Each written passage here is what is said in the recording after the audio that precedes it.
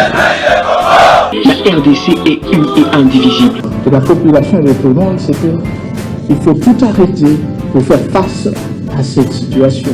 Et que nous ferons de cette terre richement bénie un réel havre de paix, de prospérité et de progrès social.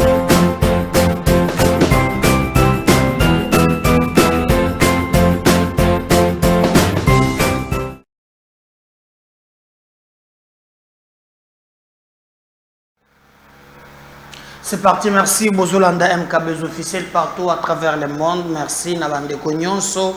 Bazali Kozalawana pour Nabiso. Bozo Komela Biso de partout.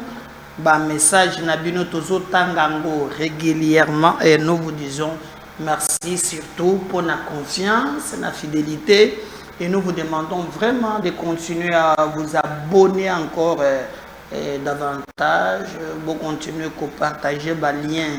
Il y a une mission Nabiso, Bisope, Awa, tout ça déterminé.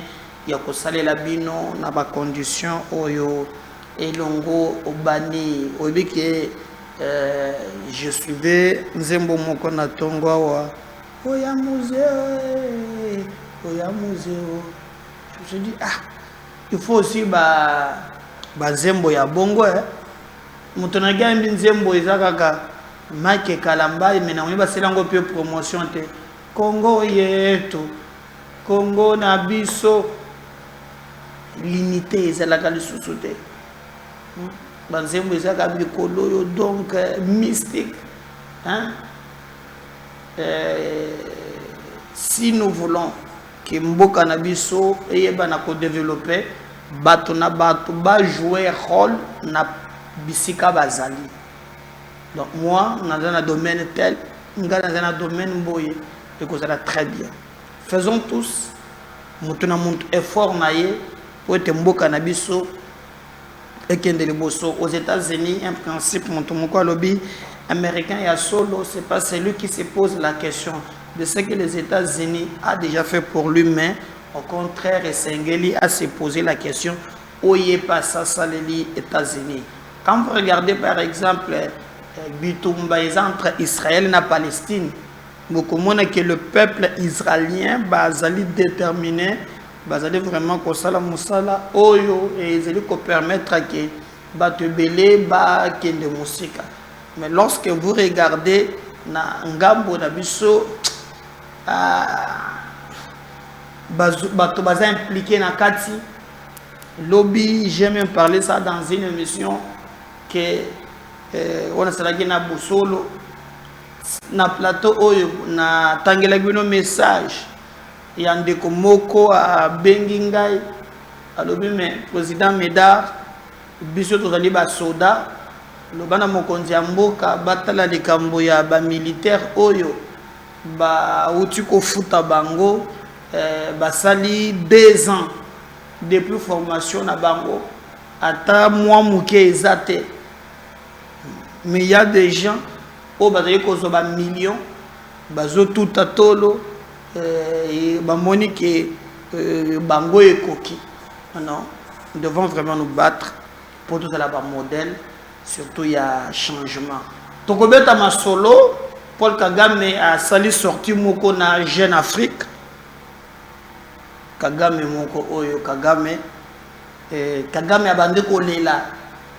Regret ya Paul Kagame et Zali à lobby Félix Tshisekedi a réussi. Ça c'est maloba nangate maloba ya kanyigenyo munchoncho bozo monawana qui a dit qu'il reconnaît que sur le plan diplomatique Félix Tshisekedi a réussi il y a qu'on manipuler ba président africain et chose grave à lobby. Ce président, et Kagame, l'Union africaine, a une résolution, mais la résolution de l'Union africaine, a levé option pour na kolobake na ngambo na bango, bakopesa makas logistique, parce qu'il s'est posé un problème. Kagame a commis qui va chef d'État. Oyebi na nyonso alobi bato bazwa par ya Tshisekedi te. Bakotela Tshisekedi te, basazarde te ya kopesa logistique na bandeko oyo ya SADC bango ba résolu ya koya kobunda na Congo. Et Kagame na sorti na ya lobby batoye mutuna balobi Tshisekedi ya lobby que ndenga zabo ya tout moment ako tutula yo na Kigali kuna. Kagame lobby je prends ça au sérieux. Surtout malobi Tshisekedi ya lobby oh il faut un changement ya régime. Alors pour Kagame lobby azwa la source pour ngite sur le plan psychologique azomona on dirait que bazoka ngaye lobby. Je peux vous dire que du temps de Kabila, Kagame alobakata, Kagame on trop sûr. Mais pour une fois, Kagame a banda ko sala ba intervention. C'est pourquoi na yebisa kibino mokolo kake guerre otoko bunda na Congo ezaka guerre ya manduki te. Guerre pèse la guerre ya communication. La communication peut déstabiliser Moutou dans le champ de bataille. Alors, Paul Kagame alobi, et le Tshisekedi a sali, il a réussi, il a kozwa ba chef d'État, comme ma bango na cause na ye, et aujourd'hui ba chef d'État nyonso, babalukeli Rwanda, l'Union africaine, a eu kozwa décision. Il y a sa logistique militaire. Ba sommet salami mibale et petit déséquilibre. Sobotali bien ba pays ya ba communauté de l'Est EAC. Oyo Félix Tshisekedi amemaki bango out. Mais lorsque babandi kosala ba double G et bimine des alubilu 90 et Salimabe ba oyo ba mikuti ke baza en danger. Mais ce qui va arriver c'est que si mana nyonso ko salo bango bakanisi Tshisekedi a contourné bango. Alors ba pays de l'Est, on parle de Rwanda, on parle de l'Ouganda, Burundi, Kenya, nde bazalaka wana ba mimoni ke comme isolé au niveau de l'Union africaine. Je prends un exemple. Kagame, en voulant trop justifier dans l'interview, il vient de confirmer encore à la face du monde que les militaires de Congo. Il a dit ceci, que le président de Burundi a trahi. Alors le président de Burundi a rassuré que les soldats naye bakobunda te côté ya ba soldats congolais. Alors que mais il dit qu'il se sent trahi parce que Burundi aye awa pe abandi kobunda na ngambo ya RDC. Alors ce comme mutona yango la République démocratique du Congo tozo bundisa ba Rwandais. Ce que soyez nini dès lors que Burundi Muntu azalo quand il reconnaît publiquement que Burundi a trahi parce que Burundi a zobunda na côté ya RDC, c'est que Kagame confirme officiellement que ba militaire naye bazali ao.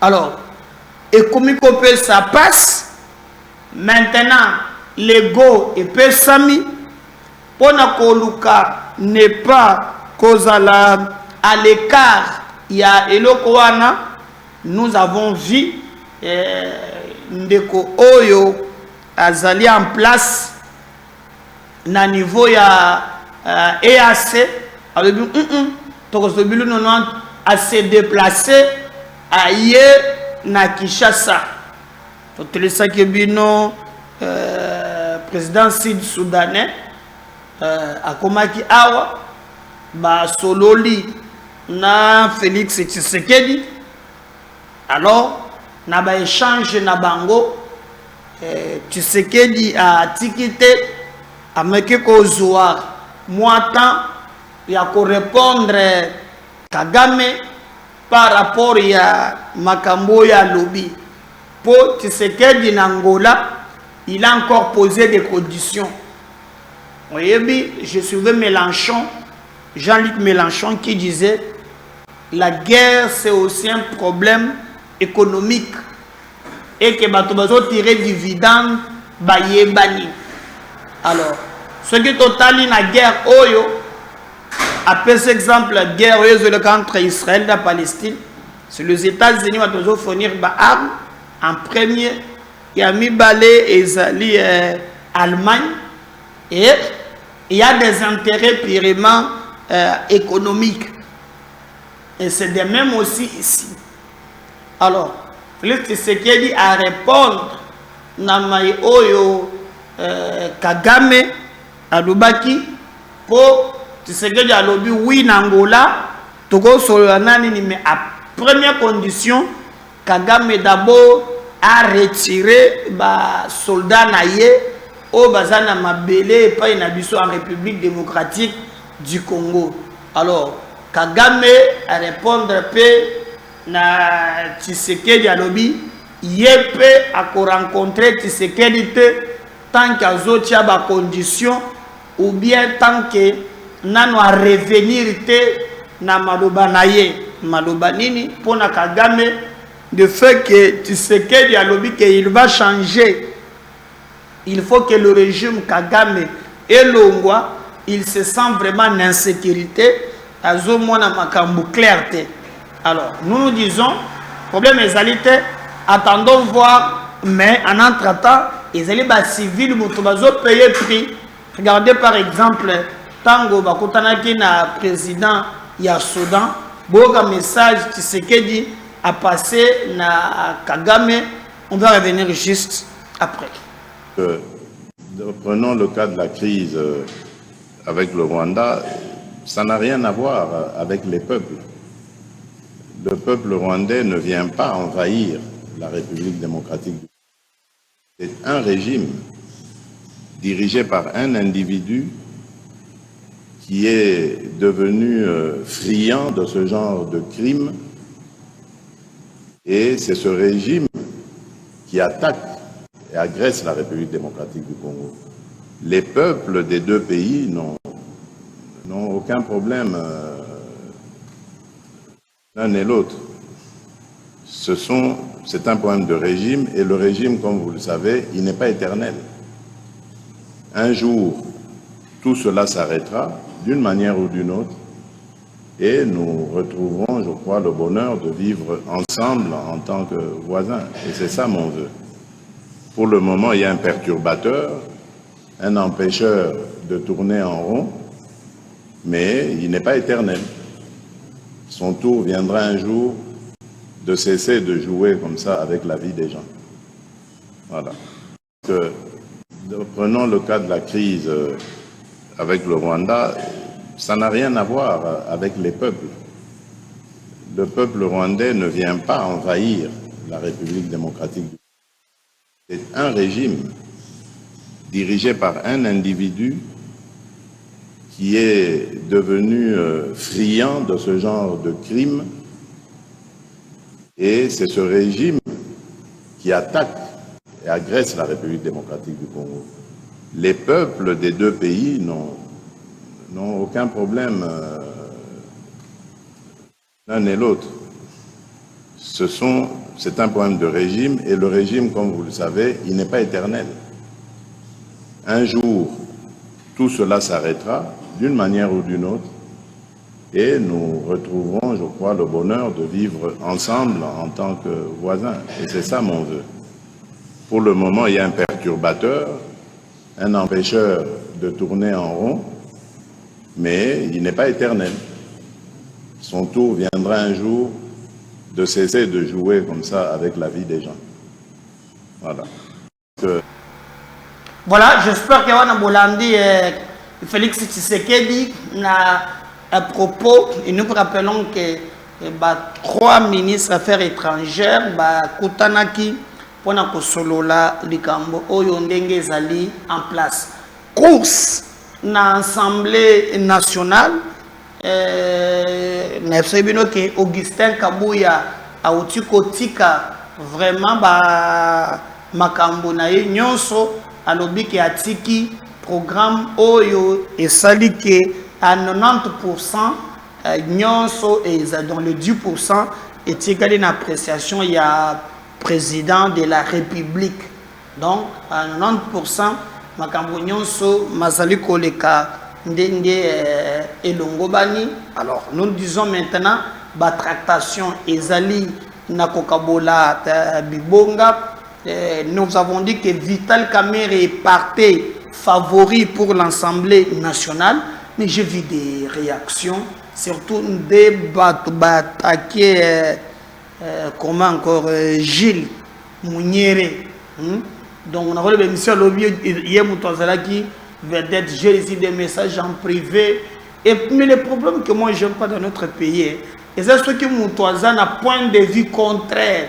Oh, kuchaka muntu ya boyete mais boko yeba ndenge nini tendance belé ezo se dessiner na bapel nazui ndeko meda il faut encourager président atia mboso non biso awo toza MKBs officiel toza un média batu ya mboso soki balingi ba solliciter nos services média na biso to yebisi bino ke kala mingi te ezokoma na tente quelqu'un vient il paye na service commercial va faire passer ba message na bango. Mais quand je fais mes émissions na yaka na ba analyse moko en tenant compte ya ba élément ezala batu ya FCC ezala batu ya wapi toyaka awa pona kotalisa ba fait ndenge ezaleli. Mais maintenant si oza na côté na yo moko oyo oza fanatique olingake le kate, ça c'est pas problème ya chaîne. To kana très bien de ce côté là. Pour y a des gens qui nous donnent des ordres. Nalingi wana te, nalingi boyete tete. Yo ozo go pese biso ordre te. Pese biso ordre te. Oko tala ceux qui si je suis ezali yaka vraiment na courtoisie comme la biso tout ça qui est mission pour na bino on doit toujours tenir compte ya ba reproche na ba remarque na bino ba tonso ba biso par exemple que no balinga kate Kabila apparaître na générique na eu bonne note j'ai compris na me pas ko expliquer bino que no historiquement parlant asala mabe asala ndenge kutuba Mobutu et générique on les a rappelé histoire ya mboka na biso et vous allez modifier maintenant compte ya ba si gestion peut na bino to botala ka biso. Mais ces gens qui donnent des ordres surtout ba musu bazali ba rwandais eza clarté ba mingi ba komeli ngai ba lobi il faut ba maintenir mboso. Alors ceux qui va maintenir mboso, alors qu'est-ce qui va se passer? Va tenir compte à poids politique parce que cet élément là ezangaka awate Francis la kamoko ezongaka wana poids politique. Est-ce que va tenir compte il y a poids politique c'est certain élément? Ceux qui va tenir yango mboso azana combien ba député? Cela ne veut pas dire que Ngana Zapo na Kamerhe, non. Pour je me dois soulever. D'ailleurs, j'ai condamné attitude na monaki Kamerhe a commis nango il y a avant kota na assemblée comme député azutu na batumutune est-ce que le président est là? To monaki yango j'ai même condamné attitude oyo batu na ye tango ba beleli Kamerhe muyibi. Bengi garçon, et quand je fais cette émission, garçon a boukani lokolo. Je ne peux pas kokende na politique ya batu ya makasi, non. Ça, je ne peux pas le faire. Mais je ne peux pas aussi m'empêcher ya kota la ba makambondenge zole ka sur terrain. Est-ce que accord moko salami pour te makambo en place? Non. Ça se dessine pour nani. Batolobi Kamere, mais aujourd'hui, nous apprenons aussi que non, Mbosso peut attikité, Mbosso azaka kana course. Alors, na batu nyonso balobi, tozo bemba, azana ambition de la candidat président de la République.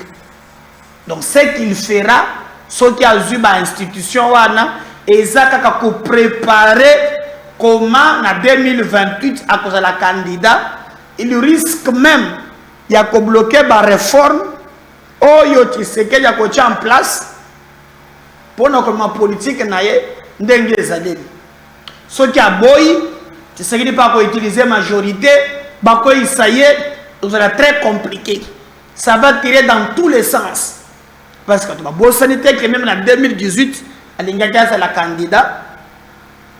Et après, tout le monde est kaki. Kabila Tchie Moupanzi a soutenir Félix.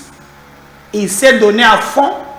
Donc, il pense être candidat président de la République en 2028.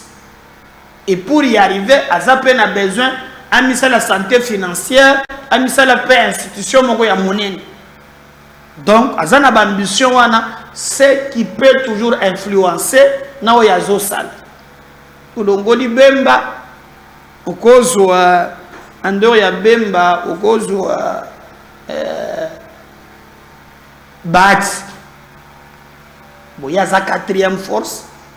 Donc na course il faut que longola ye, daga munaye ye ko institution, il faut que bosana. Ye kambuna ye za déjà clos, kuna zate. Ozu ya misat, ozu ya mwana mwa king, Vital Kamere, mobile ya bato maman mida amène moi ce soir. Yé dans sa tête, il pense que Tango Fati a retiré la signature à Genève, yé moutou accompagnaka yé et ba signaka un accord. Et cet accord-là disait clairement que IDPS a vu premier mandat. Tu sais qu'il y a celui-ci a poni peu caméra sali peu mandat moussous. Mais tant que vous avez commis au yébi makamande zalaka toujours caméra tali le bla de tete. Yoko simba te mwana mama bimisangana boloko côté d'azali tout ça tokobet alors. Hier c'est bazo kanisa ke pouvoir oy. Comme le boy et outil na cash. Cash tagala IDPS INC. Donc, bango et moi le bazaba ayant droit en d'autres termes. Donc bango nde babunde la pouvoir, bango nde bamone la passi, caméra ndima s'effacer tout ça. Alors, après mutu musuba zo tangeza pepe mboso. Il y a un système à fourmi. Tant que la majorité est au Salema. Il y a un plan comme président et assemblée. Dans le moment il y a turbulence, il y a la majorité FCC cash. Dans le moment il y a comme candidat. Arrivé, tout ça, il a pu gérer quand même le moment où il y a la turbulence, mais lui n'a pas d'ambition. Pépé des hommes de Mbosso. En tout cas, l'ambition est qu'elle est faite. Donc, au côté ambition. Alors, on a des statistiques, il y a à cause de la bien, pour lui ne peut qu'accompagner Félix. Mais le reste, bazana ba calcul na bango, oyope ba koki koya ba sali yango. Alors, les deux, ils à la batte. Et la caméra baza fort que se lancer dans makambo ya média, contrairement na Pepe Mbosso oye pensa vraiment manso zoloba et c'est le système ya lubilu nonwat. Donc tokotala tokoyeba soki kozela ndenge nini. Alors batu mingi batu na kinga ilobi balobi Makambo Gilles Mouniere à lobby aza corrompu. alie mbongo ya Vital Kamerhe. Mais na vidéo oan parce que na moni bato ya IDPS mingi oya bimi à soutenir Bahati, oya soutenir Kamerhe. Peut-être que Mbosso asa maboko makasi azo libéré te nana moni bato babimi ba soutenir ete na compte ya IDPS. Mais ezawan alors Hier, Jules Mouniera lobby attend 1000 francs. Il y a Vital Kamerhe à Zuite. Et le Tindie à soutenir Kamerhe pour amener que Kamerhe a Zamutumoko honnête. Parce que tu as dit, mais hier, Lelo Kamerhe a commis honnête. Honnêteté, Zana chop chop na poche na ye koti. Ou bien, Eza honnêteté, Oyo, vraiment. Makambo et Tamboli Ndenge et Longobani. Donc nous avons dit, nous n'avons pas une certitude oyo bato oyo bazali koloba. Mais hier, pour na bato lingai, ce qui a vu mbongo te na kozongisa boyoka Jules Mouniera a lobby clairement que ya tikali kozwata 1000 francs ya vite. Alors tant makambo mbongo na kati na lobby ya Zimbongo te. Bato bazolo bake Zimbongo bazana ba élément ya solo te. Mais la logique est que atikali correct, atikali tout droit dans ses bottes et tout ce qu'il fait et ali pote makambo tambola bien. Jules Mouniera Oliembongo te Oliembongo te. Il y a Papa Kamerhe à vous l'antenne, on revient juste après.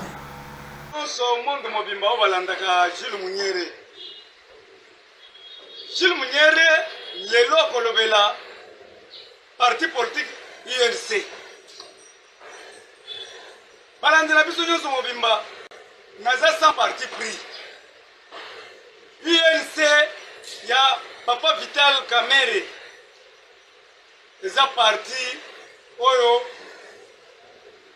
et valoriser le peuple congolais. Vrai ou faux? Vrai. Vital Kamerhe, merci na balandi nyonso monde mobimba o balandaka Jules Mouniera toye poto lobela lelo UNC. Biso bato ya IDPS. Particulièrement Jules Mouniera. Na sengi na ensemble wana. Bapesango na Vital Kamerhe. Toujours. Il est le deuxième puissance. Asa na ba député epelé. Nga na kote la mutu pamba te. Parce que asa na ba député epelé. Lelo il faut Papa Vital Kamerhe akamba Assemblée nationale. Nanya yebite ke akamba Assemblée nationale wana kitoko kasi. Lelo chance sourire, il faut azonga na place wana toujours. Vital Kamerhe ikala ipaka pale. Ende kwa Assemblée nationale. Eza Jules Mouniera muntu a communiquer. Précisément de lobi boy. Vital Kamerhe c'est un homme dynamique. Boya ko boya ngo, aboya na ndenge na ye. Mais ngai Jules Mouniera lobi c'est un homme très intelligent, très dynamique. Il faut zo assemblée wana to sunga Félix Antoine Tshisekedi Tshilombo muko Antombolo. Moi moi wakali telegram kish. Akende liboso. To zana batu oyo ba travaillaka na vision na ye. To zo bizwa zote. 2024 to za besoin peuple à s'épeler. To za déjà parce que bilan oyo to zo kende nango ya 2024 5 ans ba kotuna muko Antombolo. Osala kinini? Alors il faut appeler l'anga battre le quoi Vital Kamerhe. Nasuna ngambongo wa mutute. Mais ngana mona ka mutu aza na vision c'est Vital Kamerhe. Assemblée wana nationale. Muko Antombolo yoka ngai. Mama Denise mwa chika wetu yoka ngai. E bongo mama Marthe Kasalu o balandaka. Vital Kamerhe azali Congolais authentique de père et de mère. Macha bafumu. Toujours. Tozo senga bachela biso Vital Kamerhe. Toyebi biso nyonso. Tokenda na Genève. Tozaki 7 influents. 7 membres influents na kata Genève.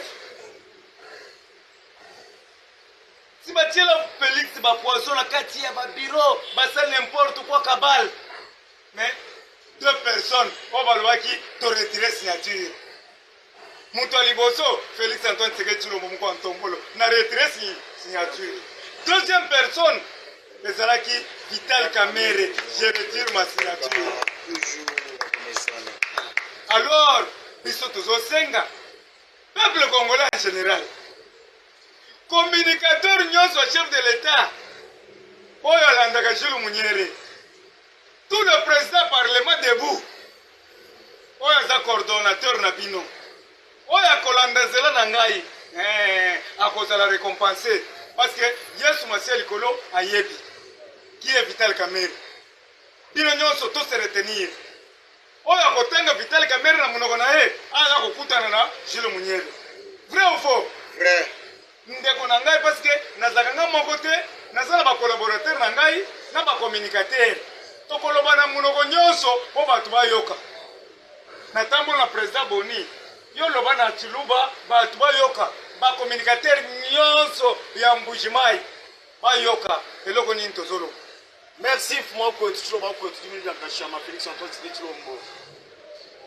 Tu me dis à Kachama, Tatu, mon favor, Boni Weba, Boni Kamp, toujours. Il y a une confiance au Nende pour Vital Kamerhe, papa. Vous dites Vital Kamerhe, ni mato. Quoi ça, Assemblée nationale, on quoi ça, Wenda. À ce moment, quoi ça, vous déjà, on quoi ça. Vous faites confiance. Vous faites confiance toujours, vous faites confiance. Vous dites, vous dites, vous dites, vous dites, pas Vital Kamerhe ni mutu wa moyo peuple congolais mukutangila tete quand on va kola ni mato eza mutu mwebo yokumpala toujours tulipanye ko kutompanda kuimbila misambu kwa yokumpala mujina ja fachi beto kwa tombolo mo mayo akani na jimu ja kashamba udu michuma yetu ya kumpala eza mutu mwebo.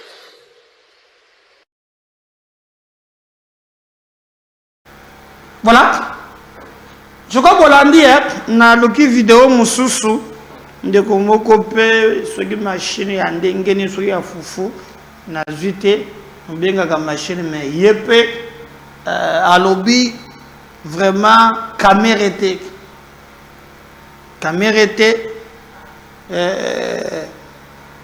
ba mususu mboso qui va vraiment réellement kozwa ebonga wana ya Assemblée nationale.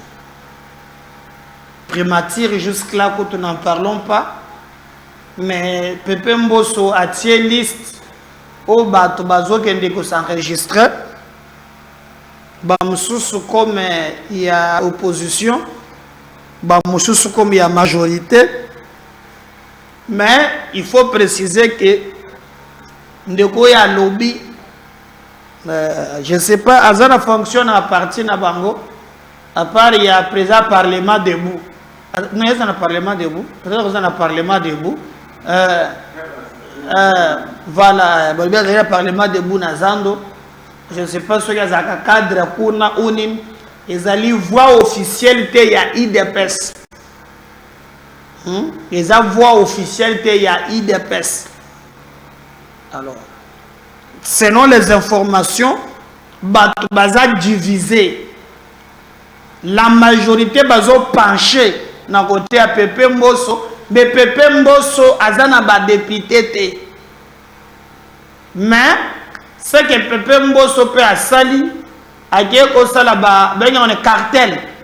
A ko loko botek sanga ba député. A kangisi pe ba komi, moi le bien nous avons un bon nombre de députés. Et nyonso wana pona ko tia kaka Félix Tshisekedi vraiment na problème. Alors, toyoka Christophe Lutundula oyo azalaki na ngambo ya Angola, il a tenu un point de presse où il explique quand même en long en large makambo nini ye a signé kuna na Italie République démocratique du Congo, et nous allons revenir juste après. Paragraphe. J'ai dit, il ne faut pas que le Congolais tombe dans le piège. Qu'est-ce qui se passe? Le Rwanda a toujours justifié son agression par le soi-disant FDLR qui sont au Congo et qui collaborent avec les FARDC. Je ne sais pas si j'invente les choses. C'est ça l'axe explicatif fondamental. Ok. N'oubliez pas, vous êtes les hommes de presse, vous êtes les faiseurs et ceux qui ont l'écriture de l'histoire. Ça fait une année qu'au nom du président et du gouvernement, je dis partout aux Nations Unies, à l'Union africaine, dans les enceintes de communautés africaines, que le Congo demande à toute personne, à toute organisation, à tout État, et que c'est encore, qu'il y a des informations précises sur les FDLR, les identifier, les localiser, de nous les donner et de travailler avec nous pour éradiquer cela. Ça, ce n'est pas une invention. Ceux qui disent ça, ils ne s'y mettent pas, ils ne répondent pas. Qu'est-ce qu'on a dit aux Rwandais? Ok, maintenant nous allons vous dire, j'exprime en des termes simples, comment on va traiter cette question. C'est ce que nous avons appelé le plan. Et qui devront faire ça? C'est ce qu'on a appelé le programme, quelle activité et comment. Et on dit, ok, ne tournons pas autour du pot. Maintenant, il faut aller tout droit dans le problème. Parce que c'est ça, votre alibi. Donc, il faut qu'on entre dans le plan pour commencer à critiquer, tel que j'ai entendu certaines personnes le faire. Je vais donner quelques éléments. La première question, c'est que il faut qu'on nous dise de quel FDLR s'agit-il. Un général, un lieutenant, ou je ne sais pas qui. Il se trouve où? C'est la deuxième étape, la plus logique. Et alors, ça va être quoi? Le rapatriement. Oui, parce que, n'oubliez pas, dans le communiqué d'avril, c'est quoi 2022 ou 2021, il était dit, à Nairobi, tout le monde a signé le communiqué, 2021, que chaque État, chaque gouvernement qui a des groupes armés à RDC a l'obligation, parce que tout le monde s'est engagé, de parler avec ces groupes armés nationaux qui se trouvent à l'étranger pour qu'ils rentrent au pays, l'offre de paix. Nous l'avons fait. C'est ça la présence du groupe. Est-ce que le Rwanda l'a fait? Donc, ce sont les citoyens rwandais, les autres le reconnaissent, ils doivent rentrer dans leur pays. Autre alternative, c'est reconnu internationalement. On les trouve dans notre territoire qui part. Il y a une alternative, on va les anéantir. Ça, c'est pas moi qui le dis. Lisez le communiqué d'avril 2021 à Nairobi, signé même par les Rwandais. C'est comme ça, tout le monde a oublié qu'on a commencé par déployer la force de l'East African Community. On s'est focalisé sur le 23. On a oublié que cette force-là avait aussi l'obligation d'éradiquer la FDLR. C'est là le problème. C'est là le problème. On a renvoyé la balle. Et ils voient que bon, mais là, ils vont être acculés. Alors, il y a des compatriotes qui jouent ces jeux-là. Qu'est-ce que ça nous ferait, nous, le Congolais, que si il a peur qu'il y a FDLR à tel endroit, on puisse en finir avec l'FDLR. Si un Congolais est effarouché parce qu'on dit qu'il faut un plan, il faut un programme pour mettre fin au FDLR, mais il fait les jeux du président Kagame, parce que nous savons qu'il y a des FDLR qui sont fabriqués à Kigali. Bien sûr. Il y a des FDLR qui sont fabriqués à Kigali. On a envoyé, lorsque le président Tshisekedi arrive,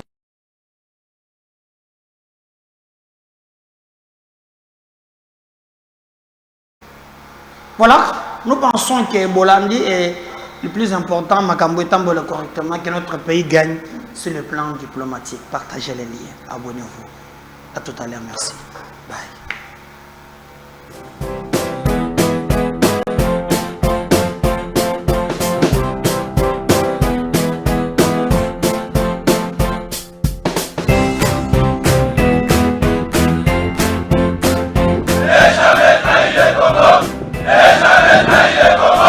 La RDC est une et indivisible. De la population et de tout le monde, c'est qu'il faut tout arrêter pour faire face à cette situation.